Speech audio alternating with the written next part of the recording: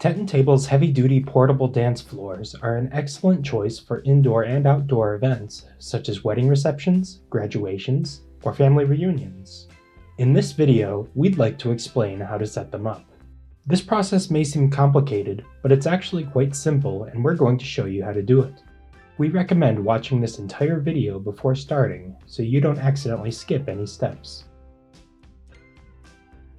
Before starting, note that your dance floor needs to be set up on a hard, flat surface. If you're working outdoors, this means that you need to have plywood placed on the ground to keep the surface flat and even. No glue or adhesives are needed for our dance floors. You may want to have measuring tape and something to mark where the corners of your dance floor are going to be.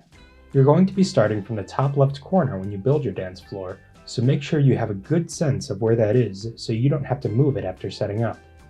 When you open up your packages, you're going to find the dance floor tiles, edge pieces of multiple sizes, corner pieces, and tile clips.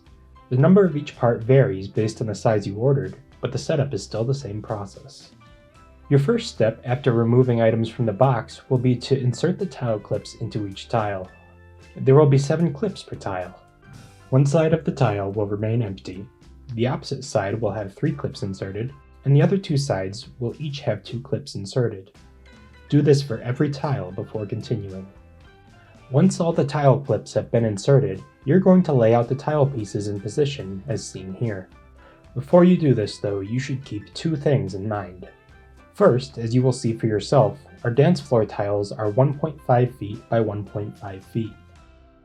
This means that a 9 foot by 9 foot dance floor, for example, is not 9 tiles long by 9 tiles wide.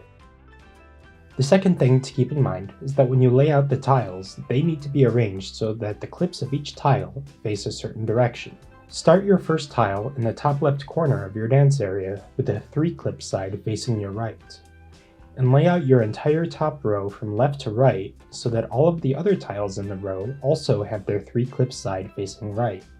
Once the top row is laid out, start the second row the opposite way. The first tile will start under the rightmost tile of the top row with the 3 clip side facing left, and the rest of the tiles in the row are placed facing the same direction from right to left. We'll then repeat this process for all of the remaining rows, right to left, then left to right.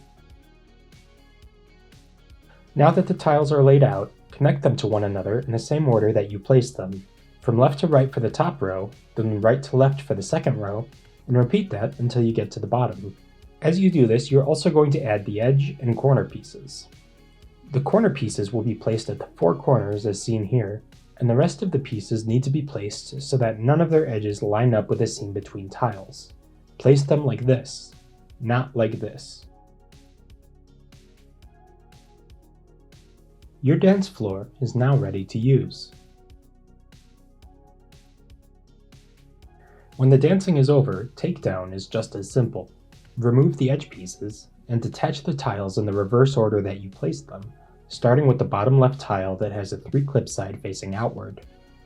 After this, the clips all clip back to the bottom of their tile.